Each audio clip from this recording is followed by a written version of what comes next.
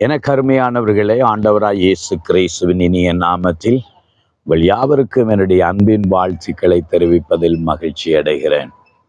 தாயின் கற்பத்தில் உண்டானது முதல் உங்களை தாங்கி தப்புவித்து ஏந்தி வருகிற தேவன் இனியும் உங்களை தாங்குவார், உங்களை ஏந்துவார், சுமக்க அவர் வல்லமையுள்ளவராயிருக்கிறார்.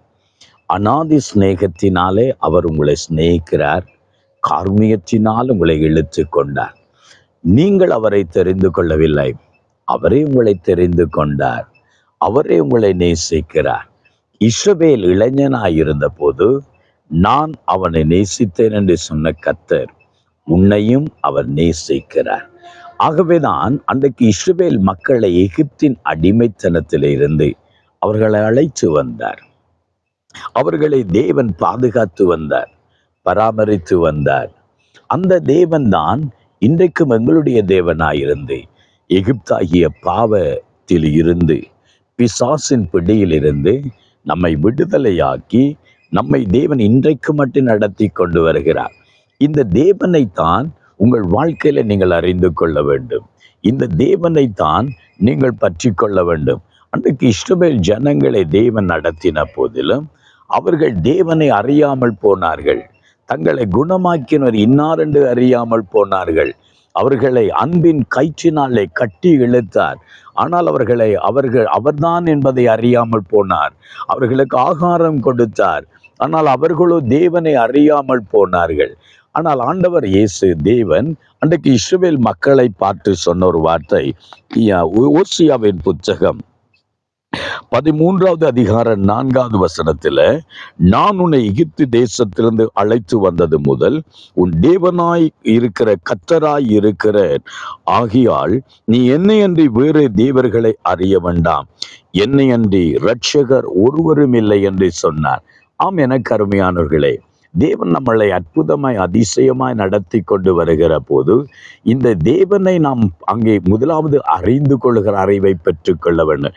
அதனாலதான் பேதுரு சொல்லுகிறார், தேவனை அறிகிற அறிவிலே நீங்கள் பெருகுவீர்களாக. இன்றைக்கு அநேகரை தேவன் அடிமைத்தனத்திலிருந்து விடுதலையாக்கி அவர்களை தேவன் பாதுகாத்து வழி நடத்தி ஆசீர்வதித்து வந்தாலும் இன்றைக்கு தேவனை அறியாமல் போகிறதுனால தேவன் கொடுத்த ஆசீர்வாதத்தை, தேவன் கொடுத்த வெள்ளியையும் பொன்னையும் தானியத்தையும் அவர்கள் விக்கிரகத்துக்குரியதாய் மாற்றி விடுகிறார்கள்.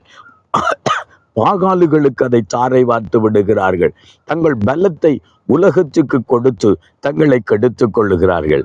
ஆனால் ஆண்டவராகிய தேவன் உன்னை பார்த்து சொல்லுகிறார், நானே கர்த்தர், என்னை என்று உனக்கு ஒரு வேறு தேவன் இல்லை. அந்த என்னை நீ அங்கே அறிந்து கொள், என்னை நீ பற்றி கொள். அந்த வசனத்துல சொல்லுகிறது, என்னை அன்றி இரட்சகர் ஒருவரும் இல்லை, மேலே வானத்திலும் கீழே பூமியிலும். இரட்சகராகி இருக்கிற தேவனாகி இருக்கிற கர்த்தர் இயேசு கிறிஸ்து, அந்த தேவனை நீ பற்றிக்கொள். உன் வாழ்க்கையை தேவன் என்றென்றைக்கு நடத்துவார். உன்னை தேவன் ஆதரிப்பார். ஆம், அருமையானவர்களே, எகிப்திலிருந்து நம்மை விடுதலையாக்கி கொண்டு வந்த கர்த்தர் கானான் என்கிற ஒரு மகிமைக்குள்ளே, ஒரு ஆசீர்வாதத்துக்குள்ளே கொண்டு வர விரும்புகிறார். இந்த தேவனை நீங்கள் பற்றி கொள்வீர்களா? அவரை உறுதியாய் பற்றி கொள்ள மனதுடையவன் அவரை நம்பியிருந்தால் கர்த்தர் அவனை பூரண சமாதானத்துடன் காத்துக்கொள்வார். இன்றைக்கு நீங்கள் யாரை தேடுகிறீர்கள்? யாரை நம்பியிருக்கிறீர்கள்? யாரை பற்றி கொண்டிருக்கிறீர்கள்? கர்த்தரை பற்றி கொள்கிறீர்களா? கர்த்தர் என்றென்றைக்கும் உங்களை கைவிட மாட்டார், உங்களை ஆசீர்வதிப்பார். ஜெபம் பண்ணணுமா? உங்களுக்காக எங்களை நேசிக்கிற எங்கள் தகப்பனே, எகிப்தின் அடிமைத்தனத்தில் எங்களை விடுதலை ஆக்கின தேவன், உங்களுடைய பிள்ளைகள் உம்மை அறிகிற அறிவினாலும் உங்களுடைய அன்பினாலும் நிரப்பப்பட கர்த்தர் உதவி செய்யும். ஆண்டவரே, அவர்கள் உம்மை அறிகிற அறிவிலை விருத்தி அடையட்டும், உண்மையே அவர்கள் பசுவிக்கட்டும்.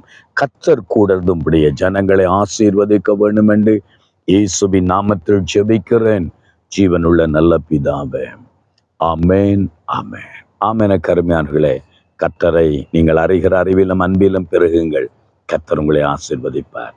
ஆமேன்.